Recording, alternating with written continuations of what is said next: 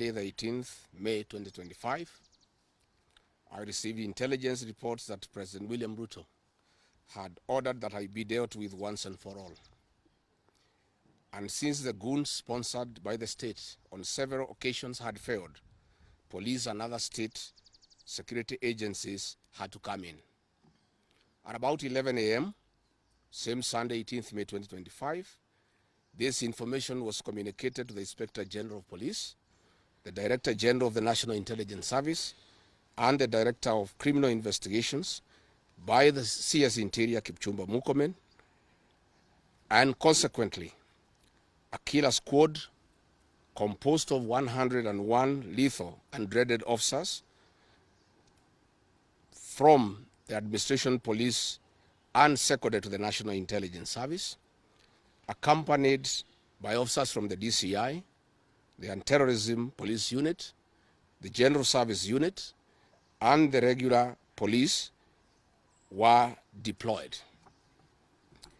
This killer squad have been carrying out extrajudicial killings and abductions. Yesterday, they were mobilized and cordoned off and blocked all exits from Gatanga constituency. This squad was armed to the teeth and hooded and with masks to conceal their identity because of the heinous acts they wanted to commit on us. This is despite that there are existing guidelines from the High Court that officers should be in uniform and not conceal their identity.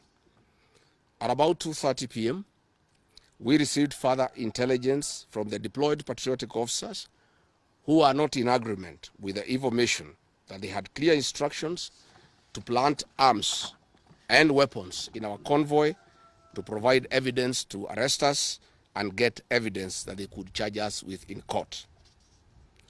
After about 30 minutes, the killer squad was joined by their counterparts who are highly trained in the use of biological weapons. Their instructions were to poison me through inhaled chemicals that would paralyze my brain within 3 months. This was the intent and the purpose of the whole operation. My team and I sought alternative routes as guided by the deployed security personnel, majority of whom are our supporters and opposed to what is going on. We have credible information that President Ruto has directed that my private security personnel be disarmed and be targeted for withdrawal of their licenses so that they can leave me vulnerable to allow room for goons to attack and possibly eliminate me. President William Ruto has expressed ungovernable anger that the state-sponsored goons are being overpowered by my private security personnel who are licensed gun holders.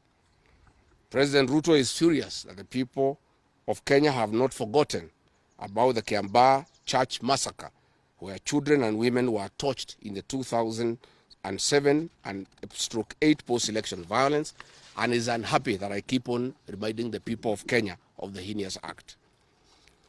I want to say that although Kenyans forgive each other, they cannot forget this, and there is nothing the president can do about it. The president was also utterly livid that I exposed his grabbing of 5-acre piece of land inside Gong Forest, where he intends to put a private hotel. About my statement on post-election violence, this was a precautionary statement and not incitement. It is based on historical facts and past electoral experiences of 1992, 1997, and 2007 controversial elections, that we must have a free and fair election in 2027. It is my civic duty as a leader to remind IEBC, all agencies and institutions charged with election management, that they must deliver free, fair, verifiable, and credible election.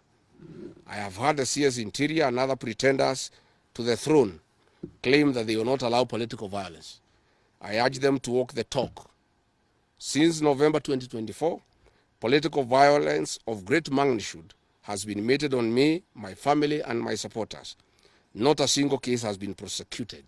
For instance, on 28th November 2024, at a solemn funeral service in Limuru, Kiambu County, I was attacked by organized criminal gangs and a police escort. On 28th December 2024 in Shamata, Nyandarua, an inspector of police flanked by criminal gangs threw tear gas canisters at me. On 23rd March 2025 at ACK St. Peter's Cathedral in Nyeri, my convoy was attacked at a church compound by a known criminal gang under police escort. On 29th March 2025 in Naivasha town, we were attacked by the police. On 6th April 2025 at a church service in Mwik, PCA, hooded goons attacked us inside the church. We dismiss with contempt the loose talk by CS Interior that during the DCP party unveiling, where goons dared to cause chaos were fighting for handouts from us. These were state-sponsored, but fortunately, they were overpowered by security personnel and supporters. The CS has given instructions that instead of arresting the said goons, they disarm my security personnel to give goons free access to me and my supporters in future occasions. Let it be known that our party, DCP, has organic support, and we do not pay supporters to attend our meetings the way the government is doing to people to attend their meetings. Finally, let me assure the planners of this violence that you will not stop the cause of the people of Kenya. The one-term movement and the DCP party popularity will not be stopped and will not be slowed down. The cause to liberate Kenya is not about Rigathi Gachagua. All the leaders with me. Wasting time and resources to stop me is a zero-sum game. The people of the Republic of Kenya have said that lies must stop, roads must be built, corruption must stop, abductions and extrajudicial killings must stop, education and health systems must work. They are some of the things that are making the people of Kenya restless. We are putting our supporters on high alert that they have the right to express their frustrations if injustice is meted on us. My supporters and I will not be cowed or intimidated by the use of the criminal justice system to manage politics. The drama of waylaying us on roads should be stopped. If the government knows that I have committed a crime known under the laws of Kenya and identified in the penal code, they know all my homes.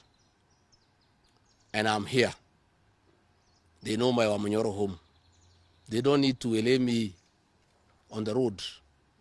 Let them just come here, and if you have committed a crime, they can come and arrest me and take whatever action that they want to take. That is the end of the statement. Iko swali? Yes. Yes.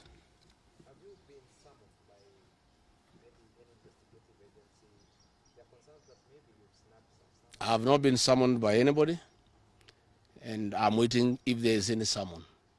What happened is that they wanted to plant weapons in my convoy, and they wanted to use chemicals so that they can paralyze our brain the way they did to Kenneth Matiba. And that is why we had to take an alternative route to get here. I would have wished they came here instead of wailing us on the road and using those dreaded criminals who are responsible for abductions and extrajudicial killings. And that squad works under the Director General of the National Intelligence Service. It's 101 officers who are recruited from the administration police, and they have been given special training by the National Intelligence Service, and they are responsible for the abductions and extrajudicial killings. And that is the squad that had been planned yesterday and mobilized so that they can incapacitate me and my people. Yes.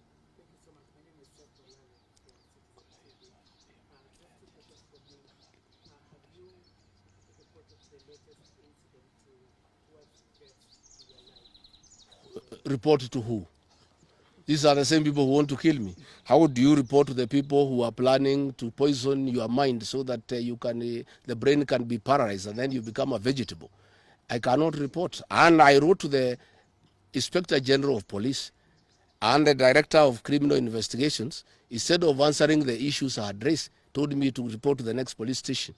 Yet all these things have happened under the cover of the police. So it is useless to go and report to the police. That is why I'm talking to the people of Kenya, so that if anything happens to me, President William Ruto must be held accountable. And I want to say, when they hounded me out of office, I pleaded with my supporters to stay calm and express their displeasure by singing. That is no longer going to be the case.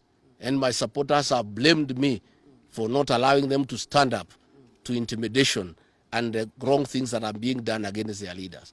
Therefore, our supporters are on high alert, and they will be part of the leadership and ourselves who will be resisting impunity and intimidation by William Ruto and the government.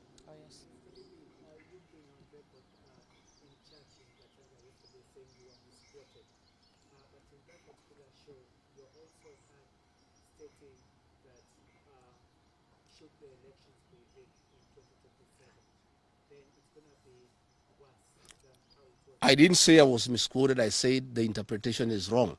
People are not interpreting what I said correctly. Mine is a cautionary statement. And history is very important. During the finance bill of 2024, I did caution President William Ruto and the cabinet that it will bring problems because I listened to the people of Kenya. When a member of parliament from Rift Valley says that even if the votes are not enough, they will know how to manufacture them. When another leader from Rift Valley say they can rule for 24 years. These are the things that have put the people of Kenya on notice, and people are speaking. And as a responsible leader, I must caution IBC that the people of Kenya are saying, please don't try. And we are saying we must draw parallels from history. And all I was saying is that that has happened before in 2007, and it is possible it can happen now.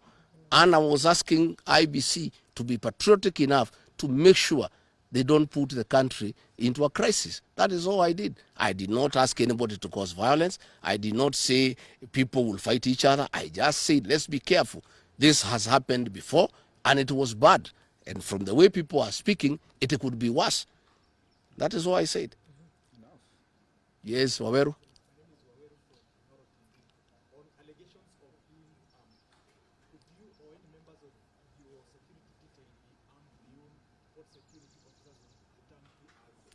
No, I am a licensed firearm holder. I've been licensed as a firearm holder from 1995. Officers who helped me are licensed firearm holders within the provisions of the law. We don't carry any illegal weapons. In this country, civilians are allowed to have firearms. And since the government withdrew security around me, and there has been so many attacks against me, it was my responsibility to put up a team of civilian firearm holders to escort me around. And there's nothing that is illegal, and there's nothing that is wrong. Tumesikizana? Asanteni sana.